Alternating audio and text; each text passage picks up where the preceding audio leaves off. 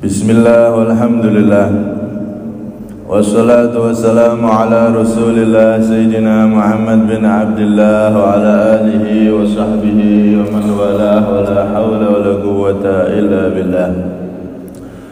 Rabbi syrah li sadri wa yassir li amri wa hlul 'uqdatam min lisani yafqahu qawli.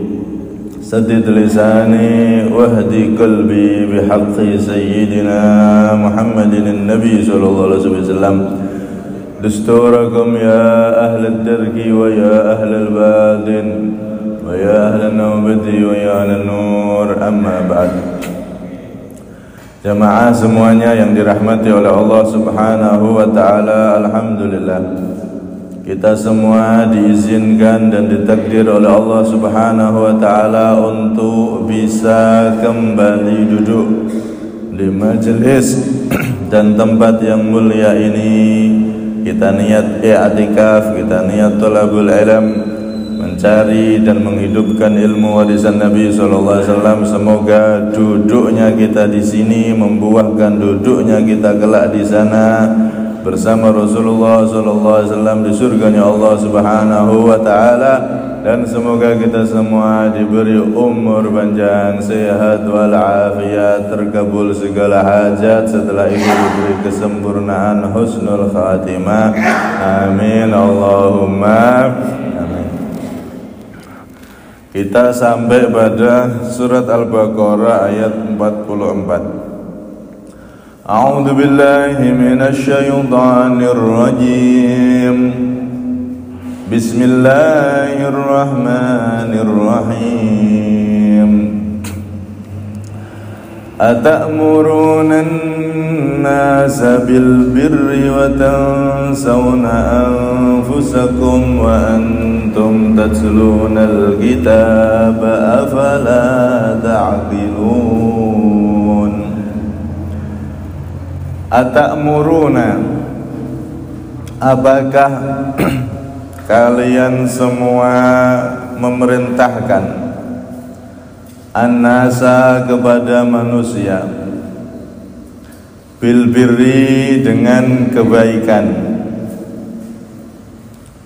wa tansawna dan kalian melupakan anfusakum pada diri kalian, wa antum sedangkan kalian tatsluna membaca al-kitaba pada kitab. Afala ta'qilun, apakah maka tidak kalian itu berfikir? Hadirin semua yang dirahmati oleh Allah Subhanahu wa taala, di sini masih melanjutkan peringatan dari Allah Subhanahu wa taala untuk orang-orang Bani Israel. Awal mula turunnya ayat ini atau asbabun nuzul, mereka orang-orang Bani Israel yang ahli kitab, yang alim isi kitab Taurat, begitu juga ahli kitab yang lain. Mereka mengatakan pada keluarga mereka, kerabat mereka, pengikut mereka, handai taulan mereka, teman mereka, murid mereka, mereka mengatakan kepada semua pengikutnya tadi yang telah masuk Islam, ada sebagian Yahudi yang sudah masuk Islam, orang-orang yang ahli kitab ini, yang ahli kitab Taurat, kitab terdahulu,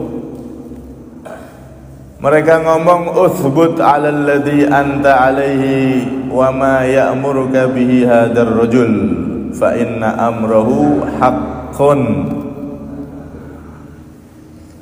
Tetaplah engkau, ini yang sudah masuk Islam dari kalangan Yahudi, keluarga ataupun yang lainnya dari mereka, untuk mengikuti agama yang sudah engkau anut. Sesungguhnya orang yang kau ikuti itu fa inna amru haq. Dia adalah orang yang membawa perkara yang benar, agama yang benar. Jadi orang-orang yang ahli kitab, orang Yahudi, orang Nasrani yang mereka alim kitab Taurat dan Injil, sebagian mereka ada yang ngomong seperti itu kepada sebagian keluarga atau pengikutnya yang sudah masuk Islam, mengakui kebenaran Nabi Muhammad SAW. Karena itu di sini diingatkan oleh Allah, atamuruna nasa bil birri ay bil iman bi Muhammad sallallahu alaihi wasallam. Di kitab Jalalain itu sebutkan seperti itu.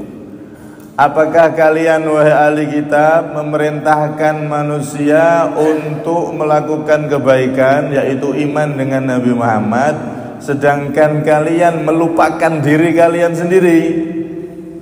Kalian sendiri enggak beriman sama Nabi Muhammad SAW, padahal wa antum tatlunal kitab, kalian yang langsung baca kitab Taurat, yang langsung tahu bahwasanya di kitab tersebut memang benar ada sifat-sifat Nabi Muhammad, menunjukkan benarnya agama yang dibawa oleh Nabi Muhammad SAW. Menurut Al-Imam Ibnu Jurayj, mereka orang-orang yang alim kitab itu selain memerintahkan untuk iman sama Nabi Muhammad, juga ada sisi yang lain. Mereka itu memerintahkan ketaatan, tapi ternyata mereka melakukan kemaksiatan. Nah, kalau yang ini maknanya lebih umum, maknanya mencakup semua orang yang memerintahkan kebaikan, memerintahkan ketaatan, tapi ternyata dia malah jadi orang yang ahli kemaksiatan. Na'udzubillah min dzalik. Karena itu lebih-lebih para ulama, orang-orang alim, para tokoh, para pemuka agama, jangan sampai memerintahkan kebaikan, ketaatan, tapi ternyata dia sendiri tidak melakukan kebaikan tersebut. Lebih-lebih para ulama yang ngajak umatnya Nabi untuk taat sama Nabi, untuk beribadah, tapi ternyata dia ahli maksiat. Na'udzubillah min dzalik. Ngajak untuk jauh dari maksiat, ternyata dia sendiri pelaku maksiat. Nah, ini jangan sampai seperti itu. Diriwayatkan oleh Sayyidina Anas radhiyallahu anhu, Nabi sallallahu alaihi wasallam beliau ketika Isra Mi'raj niku lewat ketemu sama sekelompok orang yang bibir mereka dipotong-potong dari gunting yang terbuat dari neraka, dipotong-potong dengan gunting yang terbuat dari neraka. Maka saat itu Nabi bertanya, ya Jibril, man haula, siapa itu wahai Jibril? Maka Jibril alaihissalam berkata, haula'il khutuba'u min ahli dunya ya'muruna an-nasa bil birri wa yansawna anfusahum wa hum yatluna al-kitab afala ya'qilun. Mereka itu wahai Nabi Muhammad adalah orang-orang yang ahli khutbah, ahli ceramah, ahli nasihat dari penduduk dunia dulu. Mereka memerintahkan kebaikan, tapi mereka sendiri melalaikan kebaikan tersebut terhadap diri mereka sendiri. Perintah tapi mboten nglakoni, niki berbahaya. Ya minimal kalau jadi orang yang alim, ulama atau tokoh merintah kebaikan, minimal itu yang wajib-wajib dilakoni. Merintahnya sholat, ternyata enggak sholat. Merintahnya jangan maksiat, ternyata dia maksiat. Ini berbahaya. Ini kelak di akhirat akan mendapatkan siksaan yang luar biasa. Digunting-gunting itu lidahnya, digunting-gunting itu bibirnya dengan gunting dari api neraka. Na'udzubillah min dzalik. Minimal itu yang wajib dijaga. Syukur-syukur yang sunnah. Kalau orang-orang dulu itu al ilmu khasyah kulluh yu'raf bidzaka ahluh. Kalau orang-orang dulu para ulama, lebih-lebih yang ahli ilmu itu, mereka adalah orang yang paling takut kepada Allah. Ilmu itu semuanya ngajari takut kepada Allah, bukan ngajari berani sama Allah. Yu'raf bidzaka ahluh. Kalau sudah seperti itu ilmu diamalkan, maka orang-orang yang berilmu, para ulama itu bisa diketahui sebab takutnya sama Allah. Wajah mereka itu enak dipandang, bercahaya, enak dipandang, bercahaya, dan terlihat aura bagaimana dia ini orang yang sangat takut kepada Allah Subhanahu wa taala. Niku sing ulama tenanan. Nek kula mboten ulama, kula santri mawon. Ulama itu kalau sudah dipandang wajahnya enak gitu. Karena di situ ada nur, cahaya, rasa takut, takwanya kepada Allah Subhanahu wa taala. Nah, semandang tok niku ayem. Ilang nopo-nopo sing dadi pikiran. Kados zaman dulu enten Pasuruan niku Kiai Hamid, orang sumpek-sumpek teko ketemu lihat tok wajahnya tok wis ilang sumpeke. Orang punya masalah pengen cari solusi, lihat tok sudah terjawab masalahnya. Baru lihat tok, baru buka kitab, belum mulai, belum ceramah ini wis banyak yang nangis. Subhanallah. Kalau yang zaman sekarang, yang kemarin yang kita alami sendiri seperti Habib Umar bin Muhammad bin Salim bin Hafid hafidhullah ketika di Palangka sama gubernur dulu itu kelihatan sekali wajah orang yang benar-benar takut sama Allah itu. Ngelihat tok wis meneteskan air mata. Banyak orang yang hadir lihat wajahnya wis nangis. Lihat wajah beliau aja sudah nangis. Subhanallah. Benar kata ulama, kalau sudah ilmu itu diamalkan dengan sungguh-sungguh, maka akan tampak rasa rasa takut pada wajah mereka, sehingga orang yang mandang itu pun menjadi tentram karena berkah daripada ketaatan orang yang berilmu tersebut. Niku nek ngerti wajah para ulama, ulama sing tenanan, sing bener-bener takut sama Allah Subhanahu wa taala. Nah, ulama zaman saniki apalagi sing nyekel mik niki jenengan ngerti wajahnya malah tambah iling, utange gitu, tambah sumpek. Makanya kalau kita kedatangan tamu-tamu orang-orang mulia niku ambil kesempatan yang lama pandang wajah mereka. Pas mereka ceramah atau apa itu pandang terus wajah mereka. Karena memandang wujuhun nayyirah, orang-orang yang mereka itu wajahnya bercahaya karena memang ada aura ketakwaan di dalam dirinya, itu bisa membuahkan keberkahan dunia sampai akhirat. Orang-orang yang ngamalkan ilmunya, omongannya sesuai dengan perbuatannya, bahkan perbuatannya jauh lebih banyak daripada omongannya. Ngajak ketaatan, dia jauh lebih taat daripada omongan yang keluar dari mulutnya. Ketaatan yang dia lakukan lebih banyak daripada yang dia omongkan. Subhanallah. Itu mereka orang-orang soleh, mereka orang-orang yang omongannya sesuai dengan perbuatannya, bahkan perbuatannya mendahului omongannya. Karena itu di sini ada ancaman bagi orang yang melupakan dirinya sendiri, perintah apik tapi awake dhewe dilalekno. Di dalam hadis Nabi juga menyatakan yu'ta birrajul yaumal qiyamah fayulqa fin nari fatandaliku aqtabu badni fayaduru biha kama yadurul himaru birruha fayajtami'u ilaihi ahlun nar fayaqulun ya fulan malak alam takun ta'muru bil ma'ruf wa tanha 'anil munkar fayaqulu bala qad kuntu amuru bil ma'ruf wa la atih wa anha 'anil munkar wa atih.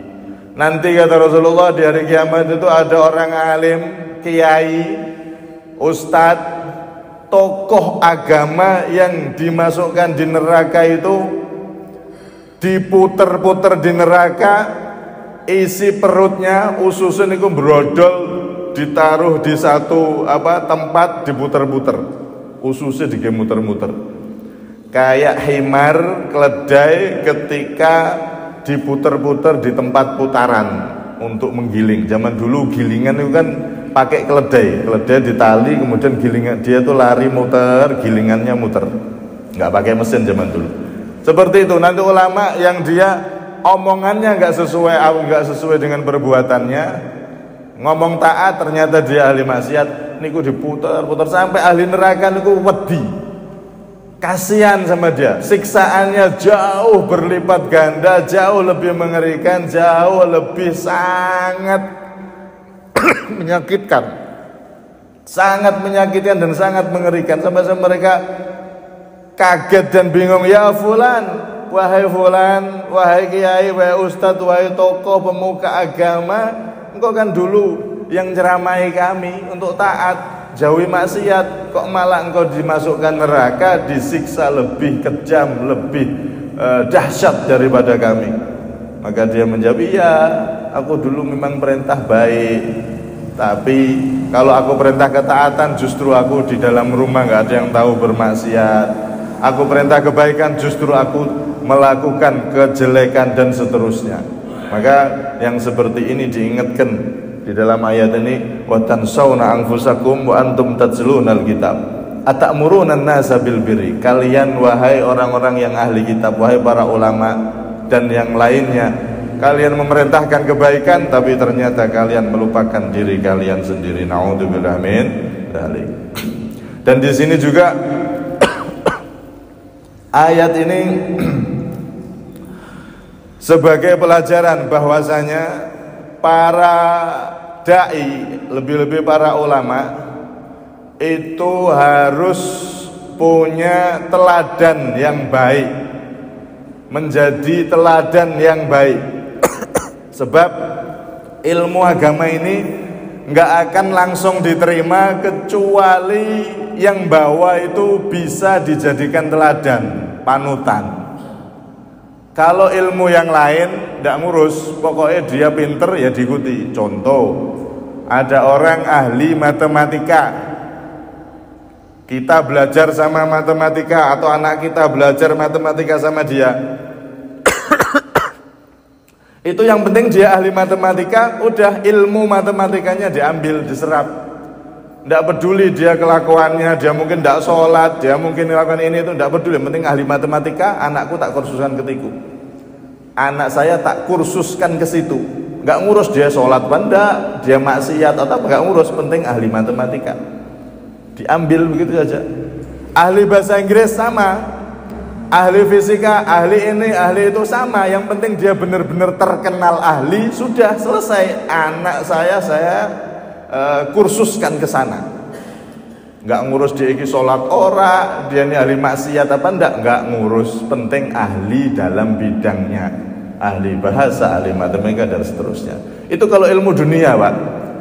Tapi kalau ilmu agama itu enggak bisa seperti itu. Ada orang alim, baca kitab apa aja bisa, ceramah apa aja bisa.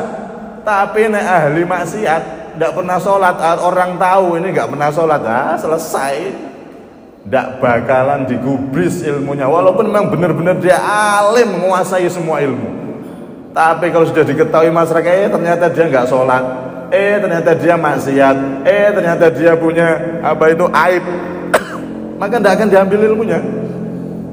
Karena itu para ulama yang punya ilmu agama ini jangan hanya fokus retorika, pinter ngomong, tapi juga harus lebih fokus untuk mengamalkan terlebih dahulu semua ilmu yang dia sampaikan. Lebih-lebih minimalnya yang wajib. Jangan sampai keluar, jangan sampai ditinggalkan. Sing wajib-wajib, li sholat 5 waktu, puasa Ramadan yang wajib-wajib. Termasuk yang wajib dalam batin hatinya juga harus dibersihkan. Tidak ada iri, tidak ada dengki, tidak ada sombong. Itu semuanya yang wajib-wajib itu. Kalau sudah diamalkan, dia bisa dilihat jadi panutan, maka pasti akan didengar. Tapi kalau orang itu cuma ceramah aja, pinter ngomong, nggak bisa dijadikan panutan, akan ditolak omongannya walaupun pakai dalil hadis paling sahih, walaupun pakai ayat Quran. Tapi kalau dia perilakunya tidak bisa dicontoh, maka tidak akan didengarkan. Naudzubillah min. Dan itu bedanya ilmu agama sama ilmu yang lain. Ilmu agama ini perlu pengamalan, perlu para ulama itu menjadi contoh di dalam kebaikan. Karena itu kalau kita lihat bagaimana Rasulullah SAW itu menjadi contoh dari para sahabatnya. Beliau tidak memerintahkan sesuatu kecuali beliau terlebih dahulu dan paling dahulu di dalam melaksanakan sesuatu tersebut, hingga Allah memuji beliau, laqad kana lakum fi rasulillahi uswatun hasanah liman kana yarjullaha wal yawmal akhir wa dzakarallaha katsira. Rasulullah itu jadi panutan. Begitu juga para sahabat beliau, di antaranya Sayyidina Umar bin Khattab radhiyallahu anhu. Beliau itu ketika jadi khalifah mau buat undang-undang atau aturan, itu beliau ngomong, laqad badali an amura bi kada wa kada walladzi nafsi biyadihi man khalafa minkum la aj'alannahu nakalan lil muslimin. Beliau ngomong sama keluarganya terlebih dahulu, wahai keluargaku, aku buat aturan ini, hati-hati lo ya. Kalau sampean semuanya, wahai keluargaku, baik keluarga dekat ataupun keluarga jauh yang masih family dengan saya, kok sampai ngelanggar, maka akan aku jadikan pelajaran untuk kaum muslimin yang lain. Artinya apa? Aku tegakkan hukum setegak-tegaknya. Enggak peduli anakku, enggak peduli istriku, enggak peduli keluargaku. Kalau kalian semua melanggar aturan yang aku buat, maka akan aku tegakkan hukum setegak-tegaknya. Nggak ada pandang, nggak ada pilih kasih, nggak ada toleran sama sekali. Nek ngelanggar tak hukum, keluargaku ataupun yang lain tak hukum semua. Ini Sayyidina Umar radhiyallahu anhu ardhah. Beda nek zaman sekarang, kadang-kadang hukum itu tumpul. Kalau sudah yang ngelanggar anak pejabat besar atau orang besar, wah hukumnya lelet. Tapi nek orang kecil, waduh hukum ini tajam banget, cepet. Cepetnya kok sinyal 4G set langsung. Tapi nek wong sing gede-gede wangel, ketangkep, cari aja sulit, tidak ketemu. Naudzubillah min dzalik. Tapi kalau Sayyidina Umar tidak, beliau jadi contoh. Keluarganya yang melanggar dihukum seketika tanpa pandang bulu. Kalau sudah seperti ini, maka dakwah ajaran Nabi ini semakin diterima dan semakin tersebar. Dan bahkan survei sejarah membuktikan bahwasanya tersebarnya ajaran Nabi Sallallahu Alaihi Wasallam itu karena peneladanan dari yang bawah, dari Nabi Muhammad SAW, para sahabat mereka menjadi teladan, para ulama tabiin setelahnya jadi teladan.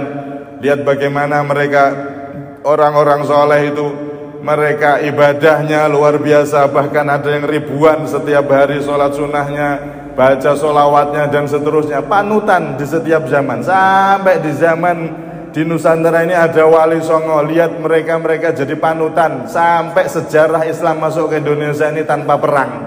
Ini kan menunjukkan panutan yang luar biasa.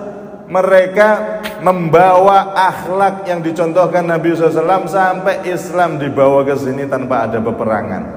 Sebagaimana Nabi datang ke Madinah bawa Islam tanpa ada peperangan, karena sosok Rasulullah dan para pewaris Rasulullah, mereka benar-benar jadi panutan umat. Orang-orang terkesima melihat indahnya perangai mereka. Orang-orang terkesima, takjub melihat indahnya tutur kata mereka, sehingga Islam ini diterima tanpa harus ceramah. Zaman dulu niku ngoten, Islam ini banyak diterima gara-gara lihat akhlaknya orang-orang Islam. Zaman sekarang juga ada di Amerika sana niku, banyak orang-orang Amerika tertarik pengen mempelajari Islam, pada akhirnya langsung masuk Islam setelah mempelajari Islam tadi. Gara-gara apa? Lihat tetangganya, anak sama bapak kok bagus ya, cium tangan, sopan sama orang tuanya. Tetangganya lihat setiap saatnya. Padahal di rumahnya dia, anaknya jangan kok cium tangan, ngajak gelutan, ngajak tukaran, bahkan mukul orang tua, biasa di sana. Tapi dia lihat tetangga muslimnya, anaknya sopan sama orang tuanya, sama tetangganya nggak pernah ganggu, nggak pernah ngambil apa mencuri ini curi itu. Padahal di sana itu kriminal banyak. Ini orang Islam kok akhlaknya bagus. Akhirnya mereka tertarik, katanya Islam teroris, tapi saya punya tetangga orang Islam kok akhlaknya bagus. Akhirnya dia penasaran, mosok teroris gini kan? Enggak, ini akhlaknya bagus, perilakunya bagus. Akhirnya pelajari Islam dari sumber yang benar. Subhanallah, banyak di Amerika, di Inggris niku saat niki mereka tertarik dengan Islam setelah mempelajari dari sumber yang benar, dan bahkan banyak dari mereka yang masuk agama Islam. Itu karena peneladanan. Islam tersebar karena peneladanan yang dibawa oleh umat Islam, umatnya baginda Nabi Muhammad sallallahu alaihi wasallam. Lebih-lebih orang yang ahli dakwah, orang yang diberi ilmu oleh Allah, para ulama, harus lebih bisa menjadi teladan sehingga ilmunya Nabi ini, risalahnya Nabi ini mudah diterima oleh orang-orang yang masih jauh dari Allah Subhanahu wa ta'ala, orang-orang yang ahli maksiat atau orang-orang bahkan di luar Islam. Karena orang yang maksiat itu Pak, pengen tobat itu nggak cukup diomongi, dinasihati. Dia mesti lihat yang nasihati saya ini bener ndak, ngejak tobat dari mabuk, dia mabuk tenan orang, ngejak tobat dari maksiat, dia maksiat apa ndak. Itu diteliti sama mereka. Orang yang ahli maksiat itu ndak akan langsung menerima nasihat kecuali dia lihat sosok yang nasihati ini benar-benar bisa jadi teladan dalam ucapan dan perbuatannya. Karena orang yang ahli maksiat, yang masih dosa itu, masih terjerumus dalam lembah dosa, itu mereka mau keluar tuh sulit Pak. Kenapa? Karena sudah kebiasaan seneng dengan maksiatnya itu, wis menikmati maksiatnya. Wong sing ahli judi kon tobat wangel. Orang yang sudah kecanduan narkoba, minuman keras, suruh tobat, diceramai pakai Al-Quran, pakai hadis, wangel, sulit. Orang yang sudah biasa ninggalkan sholat diceramai, enten santri mulai nyeramai bapak ibu, sulit, ngamuk malahan. Kenapa? Karena memang sudah terbiasa dengan kemaksiatan, kesalahan yang dia lakukan. Dientasno, dicabut, angel. Itu satu. Nomor dua, orang yang ahli maksiat itu kalau dinasihati berarti kita itu menunjukkan bahwasanya dia ini salah. Wong itu nak diklaim kamu ini salah, itu nggak nerimo biasanya. Maka dakwah yang paling bagus itu dengan peneladanan. Saya sering kalau pas liburan ngomong ke santri-santri, kamu kalau pulang misalkan ayah ibumu, pamanmu belum sholat, ndak usah perintah sholat. Kamu sholat 5 waktu tertib di rumah ataupun di masjid kalau bisa. Tertib sholat, nanti orang-orang akan lihat kamu jaga sholat 5 waktu. Nanti bisa jadi bapak ibumu ternasihati dengan perilaku keteladanan yang kamu lakukan. Karena memang seperti itu, orang yang masa dinasihati biasanya sulit nerima, karena sudah terbiasa. Satu, nomor dua, mereka itu kalau dinasihati berarti kita menunjukkan kesalahan. Mereka itu salah, mereka itu melakukan kesalahan. Orang yang seperti ini manusia itu biasanya sulit. Karena itu, di sini para ulama harus punya peneladanan di dalam mendakwahkan ajaran Nabi Shallallahu Alaihi Wasallam. Bukan hanya para ulama, juga orang-orang yang lain semuanya, baik anak, santri dan lain seperti itu tadi, semuanya membutuhkan peneladanan agar diterima oleh orang yang ada di sekitarnya yang mungkin masih bermaksiat kepada Allah Subhanahu Wa Taala. Kadang-kadang orang itu jauh dan semakin jauh dari Allah, orang maksiat dan semakin tambah maksiat. Kadang-kadang gara-gara omongannya kita yang nggak pas dan kita nggak bisa membuktikan, menunjukkan peneladanan. Enten wong niku dinasihati malah tambah adoh. Kenapa? Karena yang nasihati ae ngono dhewe. Alah nasihati aku, alah anak pondok, alah podo ae ternyata. Saya nggak sholat, dia ternyata juga nggak sholat misal, maka tambah jauh. Katanya mondok semondok ndak mondok podoai. Nah, akhirnya tambah jauh. Gara-gara apa? Nggak ada peneladanan di situ. Contoh yang sering saya terjadi itu seperti itu. Santri pulang, ternyata dia juga nggak sholat. Malah kalau pas pulang terpengaruh dengan teman-temannya yang ada di rumah. Sholat nggak sholat. Ini mondok udah bertahun-tahun sama aja ternyata nggak sholat. Nah akhirnya dia tambah jauh dari Nabi. Gara-gara apa? Si santri tersebut tidak membawa peneladanan yang diajarkan oleh Nabi SAW. Karena itu ini diingatkan untuk kita semuanya. Atamuruna an-nasa bil birri wa tansawna anfusakum wa antum tatluna al-kitaba afala ta'qilun. Apakah engkau memerintahkan kebaikan terhadap manusia sedangkan engkau melupakan dirimu sendiri untuk melakukan kebaikan tersebut, padahal kalian semuanya membaca kitab atau tahu ajaran dari para nabi, tahu dari ajaran Nabi sallallahu alaihi wasallam. Terakhir, kesimpulan satu, orang-orang ahli kitab Yahudi Nasrani itu mereka tahu sebetulnya di kitab mereka bahwasanya agama yang dibawa oleh Nabi itu adalah agama yang benar, sehingga mereka pun berwasiat kepada sebagian keluarganya untuk tetap ikut Nabi Muhammad. Ternyata mereka malah melupakan diri mereka sendiri. Yang kedua, hal yang seperti ini jangan sampai kita contoh. Merintah apik tapi awake dhewe gak apik, merintah taat tapi ternyata dirinya bermaksiat. Ini ancamannya sangat serius. Lebih-lebih para ulama ketika berdakwah, ini yang ketiga, harus membawa peneladanan.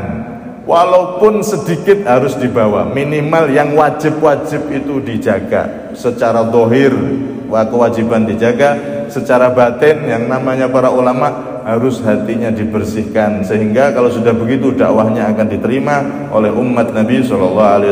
Bahkan oleh umat di luar umatnya Nabi pun bisa menerima dakwah Nabi jika dakwah tersebut dibumbui, dibungkus dengan peneladanan. Semoga kita semua bisa menjadi teladan. Kita para suami bisa menjadi teladan istri dan keluarga kita, bisa menjadi teladan kanan kiri kita, dan kita semua dijadikan orang yang sama-sama menyebarkan dakwahnya Nabi SAW, agamanya Nabi SAW. Amin Allahumma amin.